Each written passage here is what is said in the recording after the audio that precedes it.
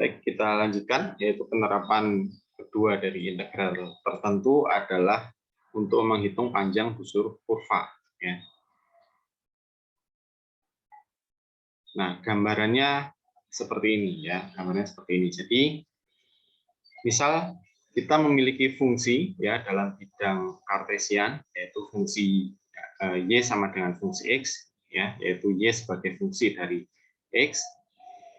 Misalkan saya memiliki titik A ya, A dan B ya, untuk X sama dengan A dan B, maka untuk tiap titik tersebut memiliki pasangan yaitu C untuk A. Jadi C itu sama dengan fungsi A dan D sama dengan fungsi dari B ya. Saya ganti warna.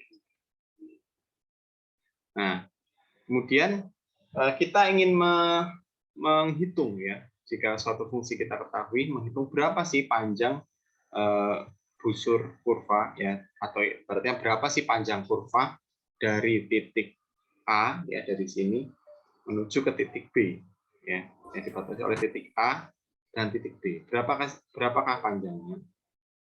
Nah, jika kita bagi-bagi ya, misalkan nih anggap kita definisikan jarak antara A dan B itu adalah delta X ya, delta X untuk ke arah sumbu X, dan jarak dari titik A dan B ke arah sumbu Y disebut dengan delta Y ya.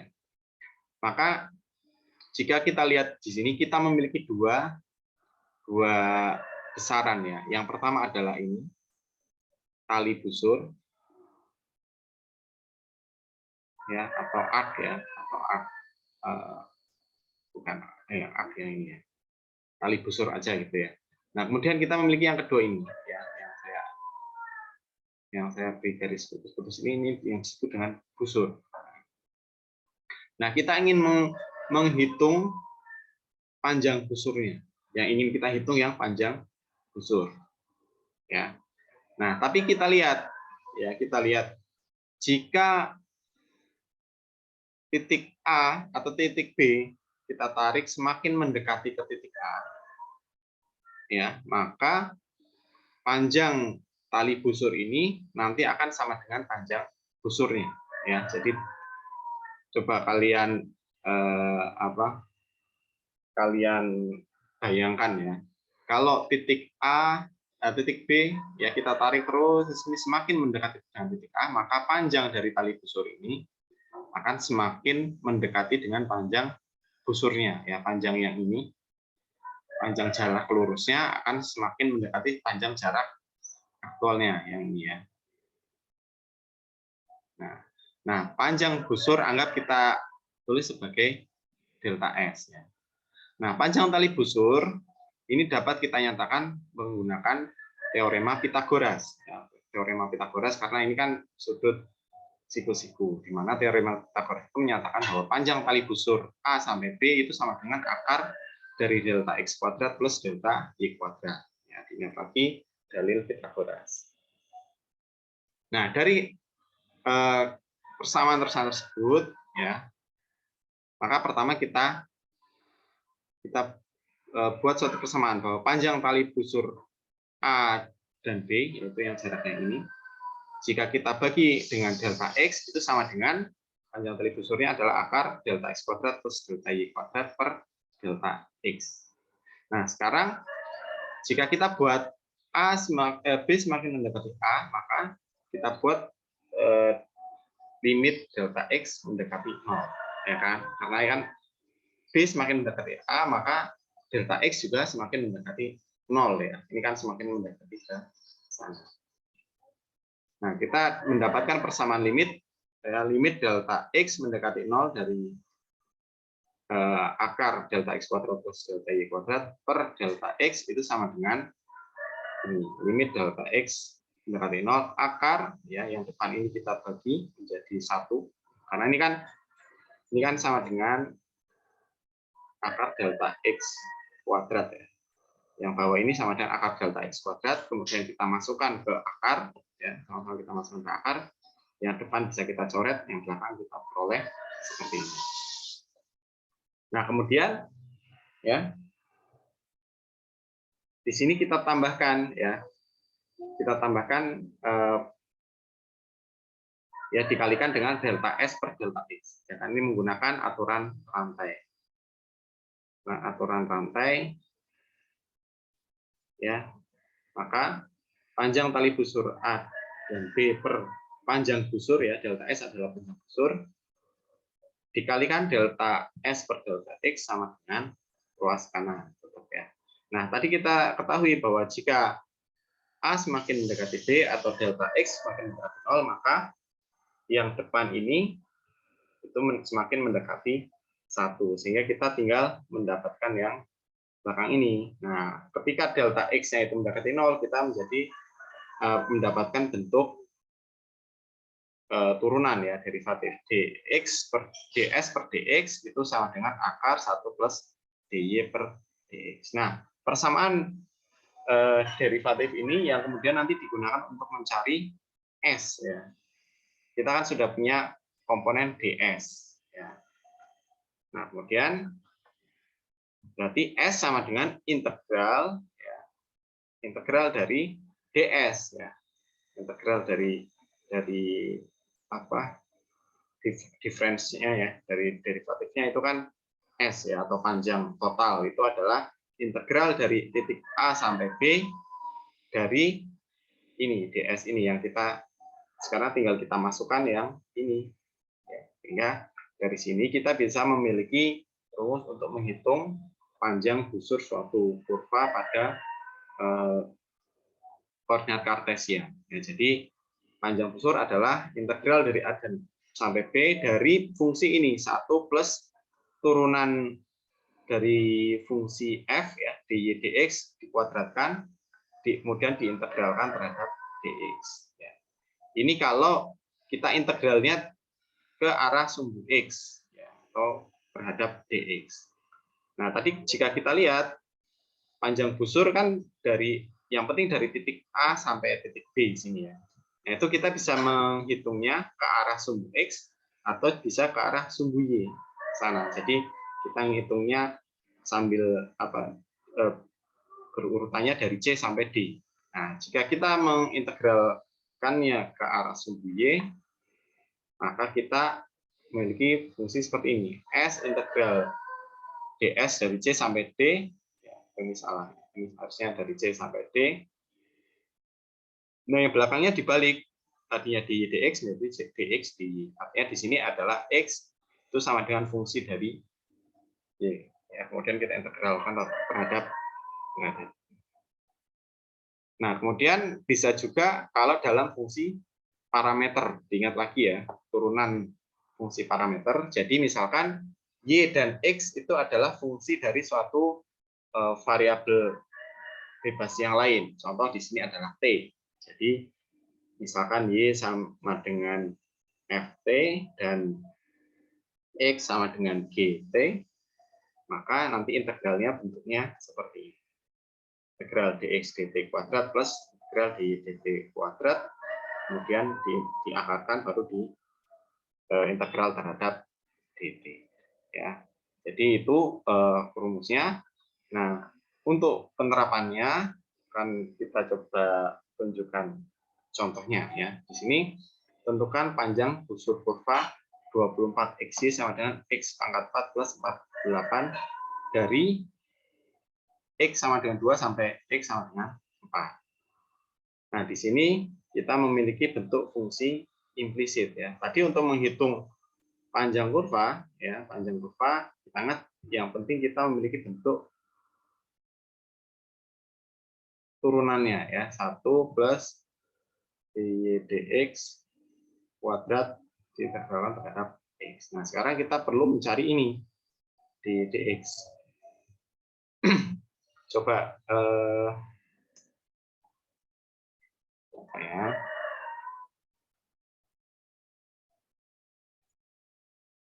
Yang belum pernah dipanggil Karai Ajinisti. Panggilannya siapa? Aji ya? Atau siapa? Halo, hadir? Karai, Aji Nisti? Hadir nggak? Atau sedang susah sinyal? Ya? Wah, nggak respon ya? Ini harusnya walaupun off cam, saya harapkan tetap respon ya. Bukan di kalian join Zoom, tapi orangnya kemana. Ya. Oke, Karai, Aji Nisti, nggak ada.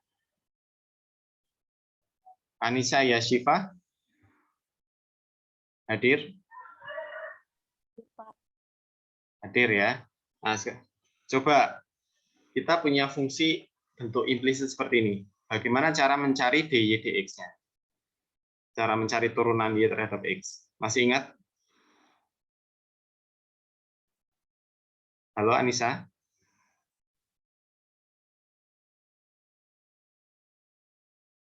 Masih ingat nggak? Turunan, ini materi sebelum UTS.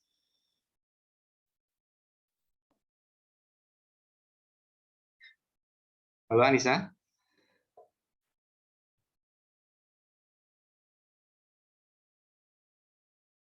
Yang lain ada yang mau membantu, silakan.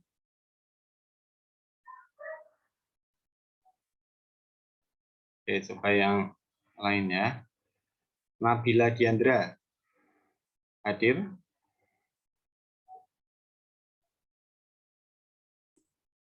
Hadir, Pak. Hadir. Oke, masih ingat nggak cara mencari turunan dari fungsi bentuk implisit seperti ini? Atau dibuat eksplisit juga bisa sih, dibuat eksplisit. Nyari dy dx-nya gimana kalau ini?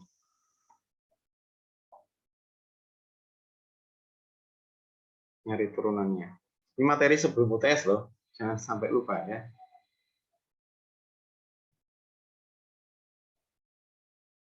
Gimana Nabila?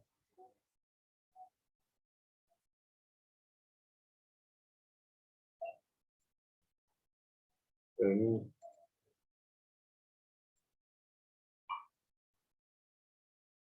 Nabila gimana? Masih ingat?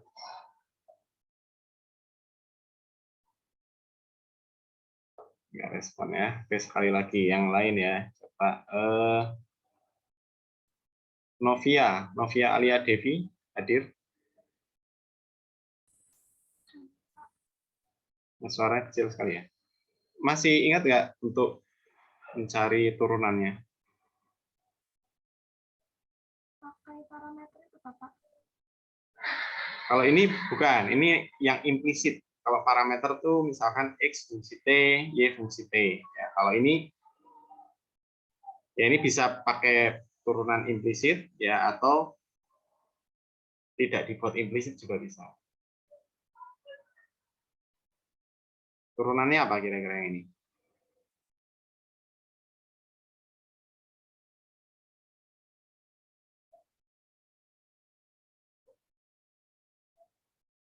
Pada lupa ya, jangan sampai lupa. Ini masih dipakai terus ya. Nah, ini bisa kita buat seperti ini. Bisa kita cari secara implisit, misalkan ya 24Y plus 24X dx ya sama dengan 4X pangkat 3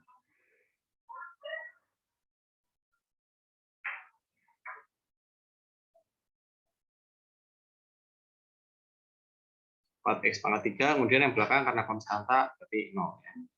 Nah, bisa seperti ini, kemudian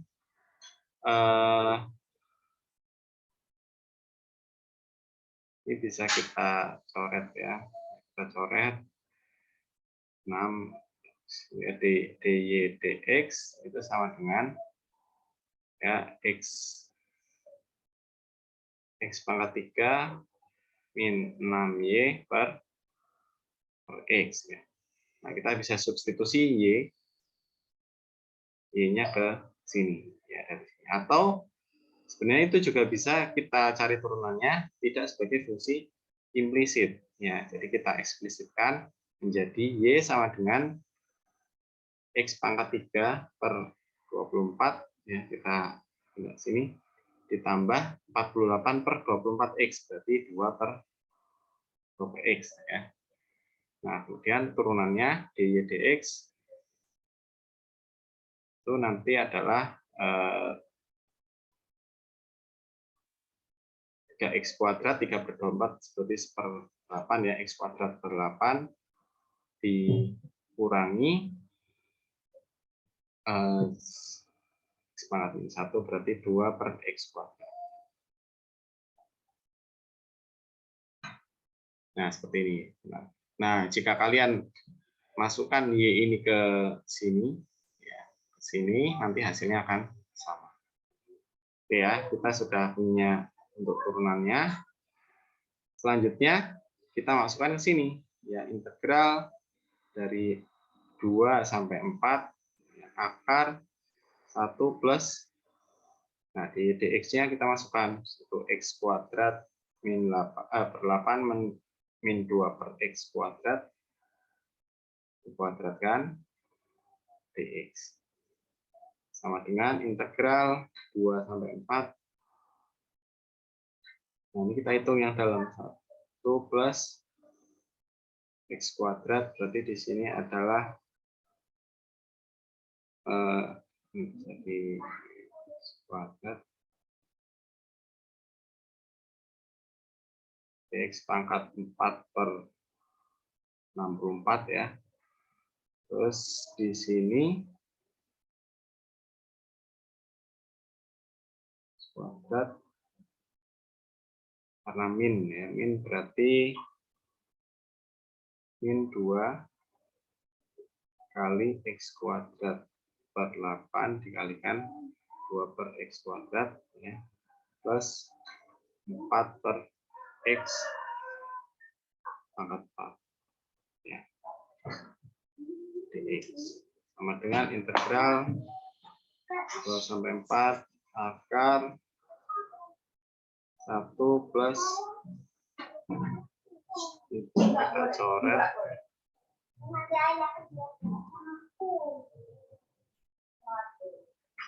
pangkat 4 per 64 ya, di sini menjadi min setengah ya, min setengah plus 4 per x pangkat 4 dx. Nah, di sini ada sedikit trik ya sebenarnya. Kita bisa ubah gini, yang ini 1 dan setengah ya, 1 dan setengah ini. Ini kan nanti kalau kita kurangkan menjadi bentuk gini ya. Jadi x pangkat 4 per, nah, saya pisahkan,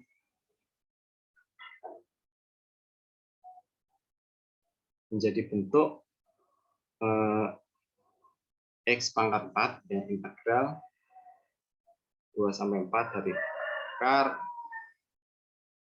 x pangkat 4 per 64 plus setengah ya, plus x 4 per x pangkat 4. Nah, bentuk yang plus setengah ini kan bisa kita kembalikan lagi ke yang ini ya, ke yang sini ya. Jadi sama dengan integral 2 sampai 4 dari akar, nah yang ini, yang setengahnya kita nanti menjadi ini, 2x kuadrat per 8 dikali 2 per x kuadrat. Ya, kita kembalikan ke bentuk semula. Kita kembalikan ke bentuk semula, lalu kita keluarkan kuadratnya. Ini menjadi x per kuadrat per 8, jadinya plus 2 per x kuadrat dx. Ya. Nah, karena kita punya akar, kemudian di dalamnya sudah kuadrat, berarti ini sama dengan integral 2 sampai 4 ya, x kuadrat per 8 plus 2 per x kuadrat dx ya. Nah, tinggal kita cari integralnya. Untuk ini X kuadrat per 8, berarti kan nanti integralnya jadi X pangkat 3 per 24. Ya. Kemudian ini kan 2X pangkat minus 2. Ya, pangkat minus 2 menjadi minus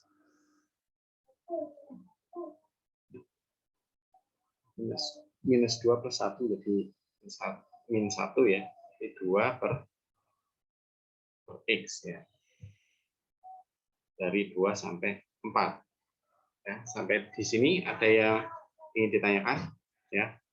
Triknya yang di sini tadi ya, karena di sini ngubah dari minus setengah jadi plus setengah. Ya, kita kembalikan lagi saja ke bentuk semula. Nah, kalau sudah, tinggal kita masukkan. Ini berarti 4 pangkat 3 per 24, ya, berarti 64 per 24 dikurangi 2 per 4 kali setengah, dikurangi 8 per 24 dikurangi 1. Sama dengan, ya ini 64 per 24 dikurangi 8 per 24 berarti 56 ya. 56 per 24 min setengah plus 1 menjadi plus. Nah, tinggal ini berarti plus 12 ya, plus 12 plus ini berarti jadi 68 per 24 satuan pajak.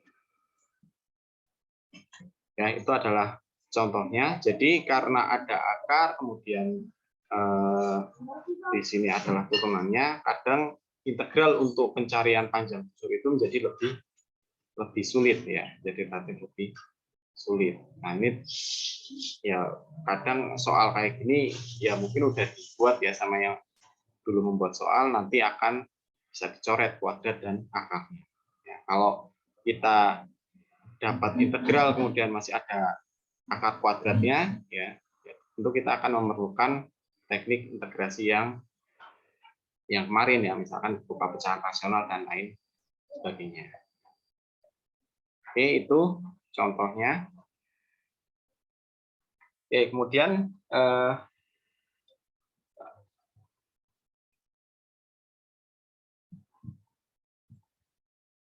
oke, nah kita contoh untuk yang fungsi parametrik ya, contoh untuk yang fungsi parametrik. Contoh di sini kita memiliki X sebagai fungsi T dan Y sebagai fungsi T. Ya, X sebagai fungsi T dan Y sebagai fungsi T. Tadi untuk integral fungsi parametrik, ya rumusnya S sama dengan integral T 0 sampai T1, ya, akar dx per dt kuadrat ditambah akar dy dt kuadrat dari dt. Ya. Nah, ini bisa kita, ya pertama tinggal kita cari dulu dx dt dan dy dt. Nah, ini dx dt ya 2 plus 4 sin 2t.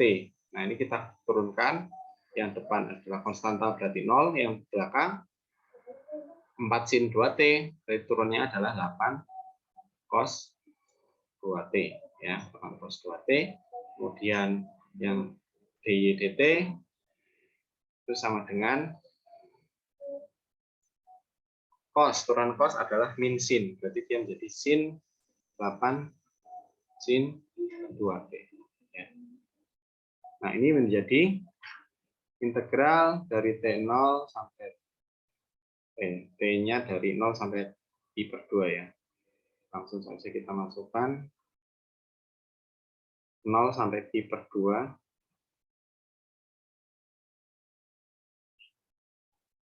Akar dx dt adalah 8 cos 2t kuadrat plus 8 sin 2t kuadrat dt.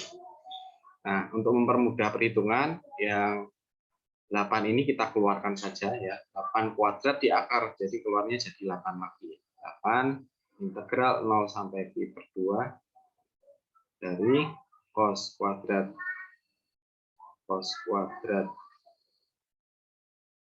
2t ya plus sin kuadrat 2t dt.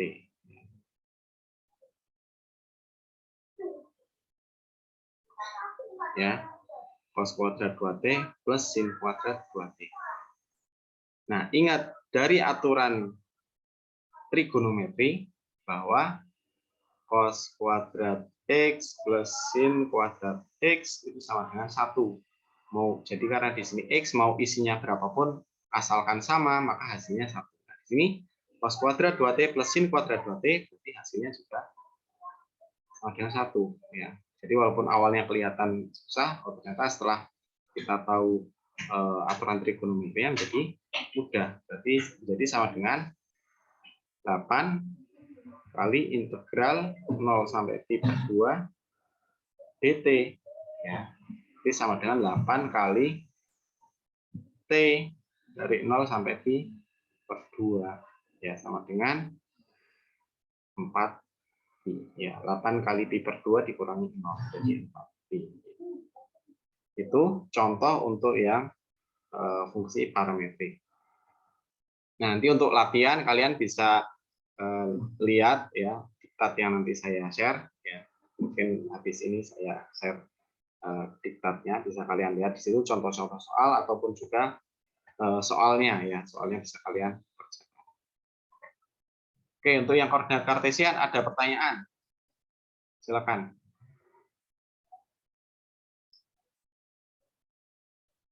Ada yang mau ditanyakan?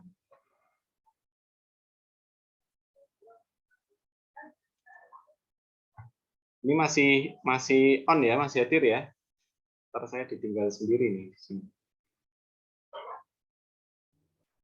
Maaf Pak, mau tanya. Silakan. Yang Roatin ya, cos, yang nanya. ya. Ya, silakan. Kan yang 8 cos 2t kuadrat itu 8-nya dikeluarkan Pak. Terus yang cos yang 2t-nya tidak dikuadratkan Pak. Itu gimana? Oke. Ya, jadi kalau fungsi trigonometri apapun belakangnya, ketika fungsi trigonometri itu dikuadratkan, kan kita lihat seperti ini ya. Cos, kalau kita lihat cos 2t atau cos 5x misalkan, maka sebenarnya ini adalah bagian dari cosnya, ya, bagian dari cos. Dia bukan suatu perkalian, ya, bukan suatu perkalian. Jadi ketika fungsi trigonometri dikuadratkan, maka yang dikuadratkan hanya trigonometrinya saja, cosnya saja, atau tangannya saja, atau sinnya saja. Ya. Yang di dalam itu tidak ikut dikuadratkan, karena antara cos dan 2t bukan suatu operasi perkalian. Ya. Jadi 5x ini nempel sama cosnya, cos 5x. Ya. Makanya kalau di dalam cos terus ada yang agak panjang, contoh cos ln x, ya, maka kita kurung ya, karena ln x ini adalah yang difungsikan cos ya, yang dioperasikan, dihitung berapa ininya cosnya ya. Jadi kalau fungsi trigonometri dikuadratkan, yang di dalam ini nggak ikut dikuadratkan ya. Kecuali kalau misalkan 2 cos T. Nah, ini kan berarti 2 dikalikan cos T. Kalau kita kuadratkan, berarti sama dengan yang depan dikuadratkan 4, yang belakang cos kuadrat T. Ya. Jadi, istilahnya ini 2T itu namanya, kalau di istilah itu namanya argumen. Argumen dari cos ini tidak ikut dikuadratkan. Jadi fungsinya saja yang kita kuadratkan. Tapi kalau cos ini punya koefisien, ya misalkan di depan ada 8 atau ada fungsinya lain, misalkan sin ya, misalkan sin t cos t. Kita kuadratkan ya berarti sin kuadrat t kali cos kuadrat t. Ya, seperti itu penjelasannya. Bisa dipahami ya? Terima kasih. Ya Pak, terima kasih Pak. Oke. Oke, yang lain ada yang ingin ditanyakan atau masih kurang jelas dari tadi pengerjaannya? Ya, semoga cukup jelas ya untuk urut-urutannya juga tadi coba saya tulis secara urut ya, semoga bisa. Oke, jika tidak ada pertanyaan, ini masuk ke yang kedua, yaitu panjang kurva kalau pada koordinat kutub ya, pada koordinat kutub. Sebenarnya untuk panjang kurva pada koordinat kutub itu juga mirip dengan luas area pada bidang kutub ya. Kita tinggal diingat saja rumusnya seperti apa. Cuman di sini saya coba jelaskan bagaimana rumus itu terbentuk ya. Jadi misalkan kita diminta menghitung berapa panjang kurva dari titik A sampai misalkan di sini titik Z ya. Jadi yang warna merah ini panjangnya berapa. Nah, kita bisa bagi ya dari A sampai Z itu menjadi beberapa segmen ya. Kan delta theta ya, kemudian ini delta theta 1, kemudian delta theta 2 dan seterusnya. Nah, jika kita ambil satu segmen ini delta theta ya, maka kita akan dapatkan ya satu bagian busur ya, satu bagian busur dari A sampai B. Di mana yang bengkok ini ya, yang bengkok ini adalah panjang busurnya, anggap sebagai delta S. Sama dengan tadi.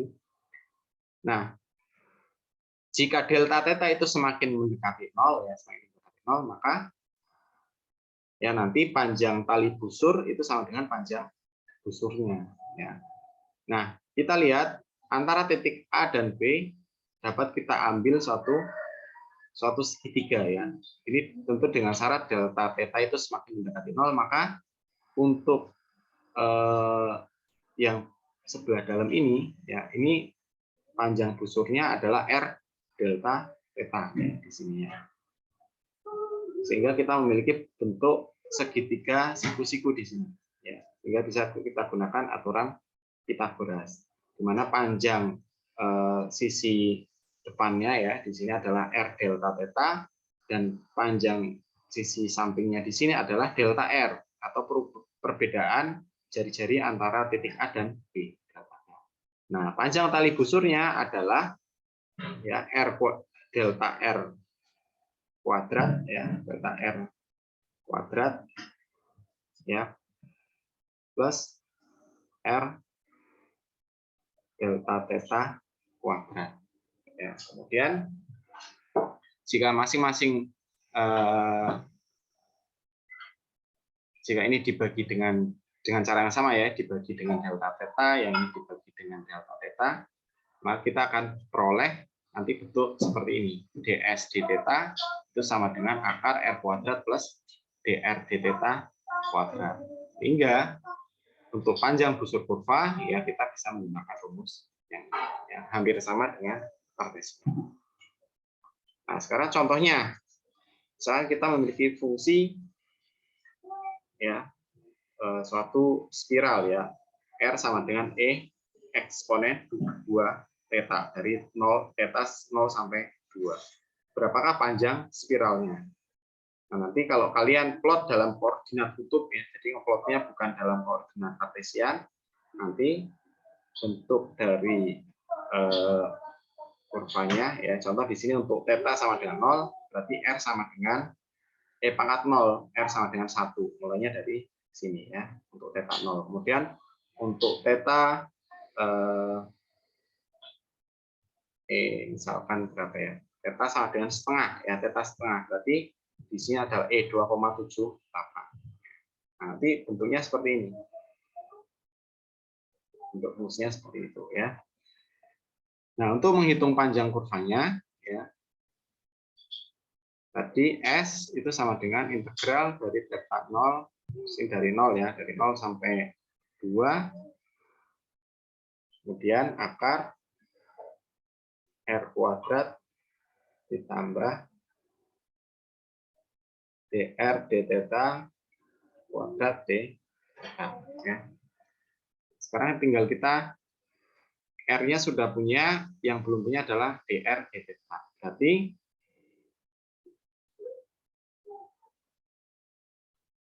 turunan eksponen adalah eksponen itu sendiri ya. Kemudian di dalam itu ada 2 theta. Kita turunkan terhadap theta jadi 2. P2 eksponen 2 theta. Ya, ini adalah dr dθ-nya. Nah, tinggal kita masukkan integral 0 sampai 2 dari akar r kuadrat eksponen 2 theta dikuadratkan. Nah, ingat kalau suatu fungsi pangkat ya dipangkatkan lagi berarti pangkatnya dikalikan ya, pangkatnya dikalikan. Beda kalau fungsi pangkat dikali, berarti nanti pangkatnya yang dijumlahkan ya. Jadi misalkan a kuadrat ya dikali dengan a pangkat 3. Jadi itu sama dengan a pangkat 2 plus 3 ya, sama dengan a pangkat 5. Tapi kalau a kuadrat dipangkatkan 3 jadi a 2 kali 3, a pangkat 2 kali 3 sama dengan a pangkat 5. Ya, diingat-ingat lagi ini perbedaannya. Jadi kalau r kuadrat berarti e pangkat 2 theta eksponen 2 theta kuadrat, jadi eksponen 4 theta ya. Kemudian di sini ditambah dr d theta kuadrat, jadi ini kita kuadratkan ya, berarti dr d theta kuadrat sama dengan 4 e pangkat 4 theta ya. Jadi 4 e pangkat 4 theta ya. D theta. Sama dengan integral dari 0 sampai 2 akar ya e pangkat 4 theta ditambah 4 e pangkat 4 theta menjadi 5 e pangkat 4 theta ya. D theta sama dengan integral 0 sampai 2. Nah, ini bisa kita kalau perkalian akar bisa kita bagi menjadi akar 5 dikali akar e pangkat 4 theta d theta. Sama dengan konstantanya kita keluarkan akar 5 integral 0 sampai 2 akar dari e pangkat 4 theta menjadi e pangkat 2 theta d theta. Ya, sama dengan akar 5 dikalikan integral e pangkat 2 theta ya. Anggap e pangkat 2 theta 2 theta sama dengan u, berarti d theta ya 2 d theta. Itu sama dengan du ya. Berarti d theta sama dengan setengah du. Nah, tinggal kita integralkan. Yang ini e pangkat u setengah e pangkat u du. Jadi setengahnya kita keluarkan. Integral e pangkat u itu adalah tetap e pangkat u ya. Setengah kali e pangkat 2 theta dari 0 sampai 2. Sama dengan ya akar 5/2 dikali eksponen pangkat 4 min eksponen pangkat 0. Jadinya adalah panjang spiral ini ya, panjang spiral yang sini. Oke, yang ini diingat lagi ya. Jadi kalau misalkan kita ingin mengintegralkan secara tak tentu dulu ya. Jadi misalkan kita ingin mengintegralkan integral tertentu ya, integral tertentu ada batasnya, tetapi kita tidak bisa langsung menghitung integral tak tentunya di sini, fungsinya tidak bisa kita langsung kita hitung. Ya udah kita integralkan dulu secara tak tentu ya. Berarti jadi integral e pangkat setengah ya, setengah integral e pangkat u du. Nah, ini sama dengan setengah dari e pangkat u. Nah, baru yang ini kita kembalikan lagi ke sini dengan u-nya kita kembalikan ke bentuk semula, u sama dengan 2 theta. Jadi jangan lupa dikembalikan lagi kalau sudah disubstitusikan ya, dikembalikan lagi karena batasnya di sini kan dari d theta ya. Kecuali kalau kalian mau mengubah batasnya ya, batasnya. Misalkan tadi u ya diubah jadi u, maka batasnya juga jadi u juga. Kalau tetanya 2 berarti U-nya sama dengan 4 ya. Jadi dari 0 sampai 4. Seperti itu. Oke, itu adalah contohnya. Ya, intinya di sini untuk penerapan integral ya kalian harus tetap mengingat materi-materi yang disampaikan sebelumnya ya. Baik itu materi integral tak tentu maupun materi turunan karena di sini juga sudah ada. Jadi jangan dilupakan materi yang sudah disampaikan. Oke, sampai sini ada yang masih ingin ditanyakan? Ya, jadi untuk materi integral aplikasi integral tertentu kemarin sudah luas bidang datar, kemudian sekarang adalah panjang kurva ya. Nah, berikutnya yang terakhir itu nanti adalah volume bidang petak ya, volume bidang petak. Mungkin nanti diktatnya saya share untuk bisa dipelajari. Ada yang ingin ditanyakan? Kalau sekiranya masih kurang jelas, saya kasih kesempatan.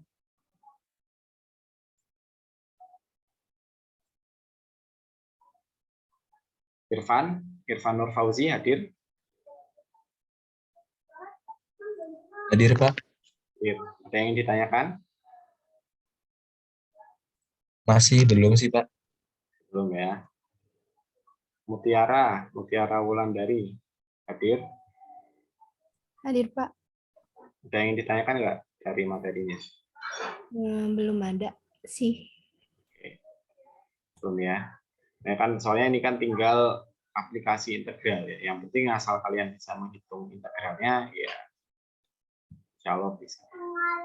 Oke, jika tidak ada yang ditanyakan mungkin untuk materi hari ini saya cukupkan ya. Nanti diktatnya silakan bisa dipelajari dan dilatih ya, karena matematika itu intinya adalah pelatihan dan pelatihan. Baik, untuk itu pertemuan hari ini saya cukupkan. Terima kasih atas perhatian dan partisipasinya. Saya tutup. Assalamualaikum warahmatullahi wabarakatuh.